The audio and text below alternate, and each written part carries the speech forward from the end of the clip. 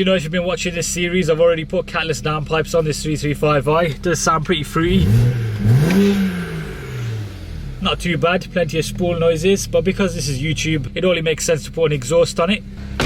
Oh yeah, we've also changed the wheel colour now. Decided to go with this dark grey colour. I think it works well with the sparkling graphite paintwork. Pretty fancy name, even though it's just a dull grey. Thought no point doing some long drawn out reveal. I have got a full exterior kind of mods video coming soon, but these arrived first and I wanted to get the exhaust on. Now luckily today I'm not going to have to chance it with the weather. We are going to head out to my friend's unit and install the exhaust there. As you know, because we're in winter now, it's going to be a bit tricky to keep the videos regular out here, because I mean look right now, it looks like it's about to erupt. But yeah, I'll do the best I can. I'll show you the exhaust I've got. It's in the boot of the 335i. This is a VRSF catback, so it's a street version. There you go, VRSF, VR Speed Factory. Now if you're familiar with your BMWs, you will have come across their products. Ironically, the D-Cat that's on the 140i is a VRSF one as well. This thing has been shipped directly from America, arrived within about 3 days, which is pretty good. It's got all the bits we need. Obviously that's a pretty familiar flange there. I'm assuming that's where it attaches onto the downpipes. Now I will put links to the VRSF website down below in the description if you'd like to check out some of their products. As I mentioned, they do stuff for the B58, S55, N54. They got most bases covered.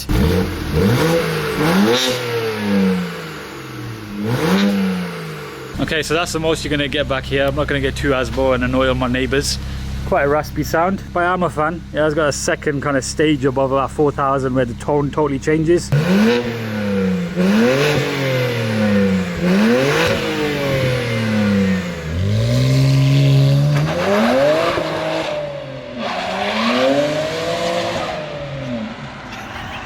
Spinning most of the power away.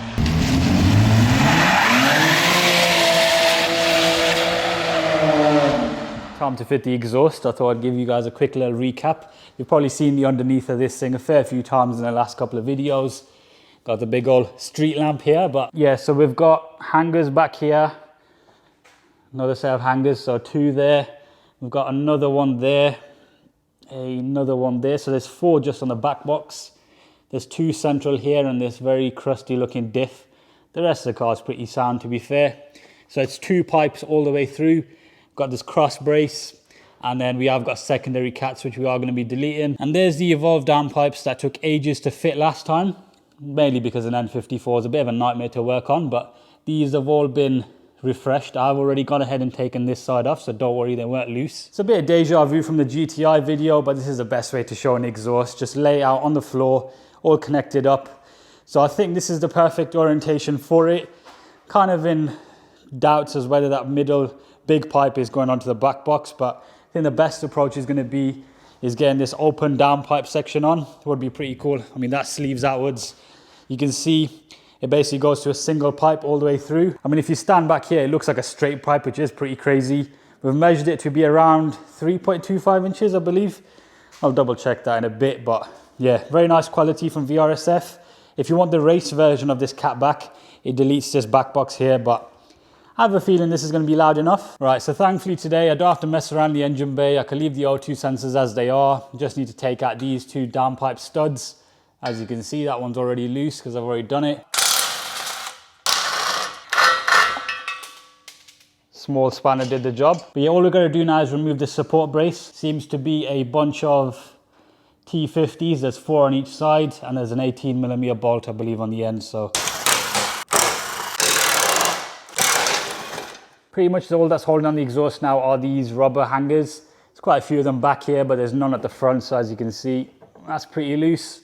Got these 2 trusty jack stands here, but yeah, I'm probably going to need a hand to lower this down. Right, so the exhaust is off with the help of Tej here, but he's had the good idea to get the scale out, so somehow we've managed to balance it on there. It's fully off the ground, so 35 kilos on the stock exhaust. What do you reckon is the best way to weigh this one? Because it's in pieces. Should we just do it individually? Yeah, can do. I mean, we'll just add it up afterwards. We need to remember to include the clamps and the tips and stuff as well. Yeah, I suppose, yeah, these are off, but yeah, because it's not clamped together at the moment, it's not going to have enough rigidity to stay on the scales and stuff. The clamps for the VRSF, including every piece of hardware and the studs. Yeah, there's this other weird bracket, which we'll find out what it does shortly, I'm sure. So yeah, that's starting the tally. Part that joins off the downpipe. 3.4 kilos. Probably the largest part of the exhaust. You need to try and find a pivot point where it's not touching the floor. 4.35 kilos. Other remaining straight pipe with this little hanger extension. That's coming to 3.25 kilos. Back box time without the tips, but they're in the car and the car's in the air, so you can add a little bit extra for that. 7.55 kilos. Gonna break out the calculator now so I know exactly what to talk about in the next clip. 20.85 kilos is how much this VRSF street exhaust weighs. Okay, just gonna line up this first part here. Same downpipe studs, they give you new gaskets. This part's in, I won't tighten it up fully, we'll do that all towards the end. Now it converts to a single pipe and goes through there. Got the middle pipe here, open up this pretty beefy clamp. Do like that they give those with it. Got this jack here, makes quite a, sounds like an accordion or something, that does. The only kind of tricky bit here is the clearance. So you can see here with the lower control arm, there's not much space there. I have got this one hanger on. Might need to flex it a bit and just, you know, play around with the sort of best location for it. We're not going to be using that side because it's just one pipe. But yeah, that's going to attach onto the back box. Yeah, I reckon that's going to be quite loud, folks, quite loud. There's so much space in this part of the car. Right, so I've got the back box all fitted up. What I ended up doing is taking these rubber grommets off, putting them on the exhaust first, and then putting it onto the car. It made it a bit easier to do it that way. Right, people, so the VRSF exhaust has all been fitted up, got the tips on.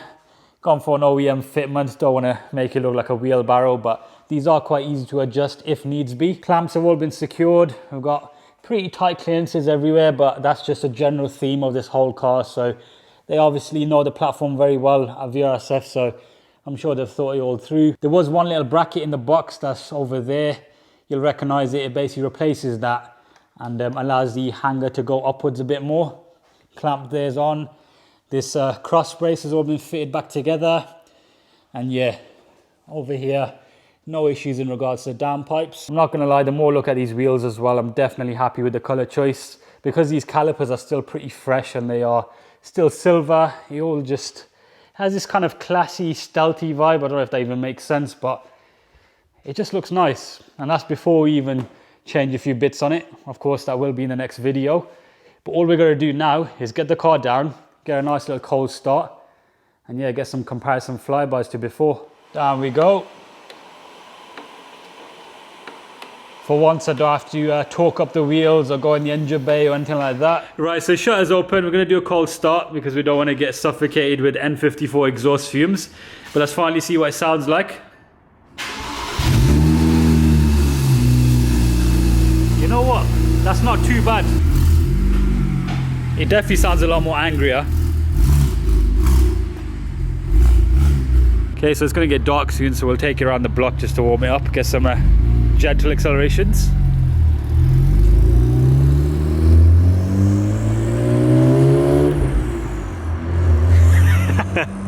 That turbo whistle is disgusting, man. Can hear it from here. Luckily, the exhaust isn't totally obnoxious. It is very pleasant, so big shout out to VRSF for making a solid piece of kit. But we've definitely got a lot more added character. But looking forward to seeing how it sounds on boost, because these N54s, when they get to about 4,000 RPM, their tone totally changes.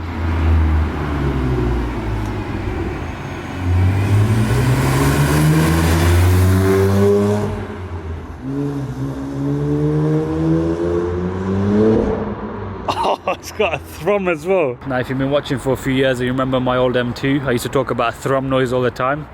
Somehow we managed to get that out of this 335i, and it's grey, so it's like a cheap version.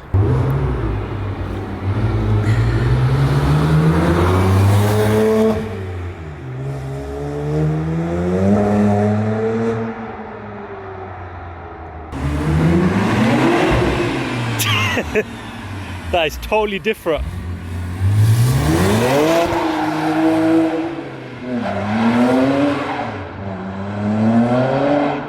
Open diff life.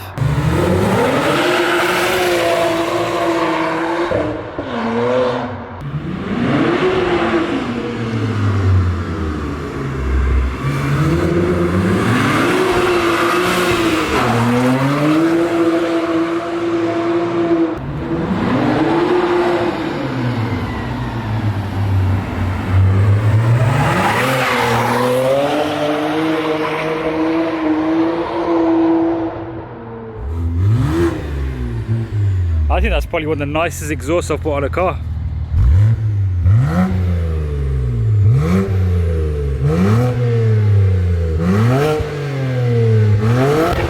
I got flip. Lovely exhaust on that thing. As you can see, the winter mats are coming in handy. So look, I'll rev it from here.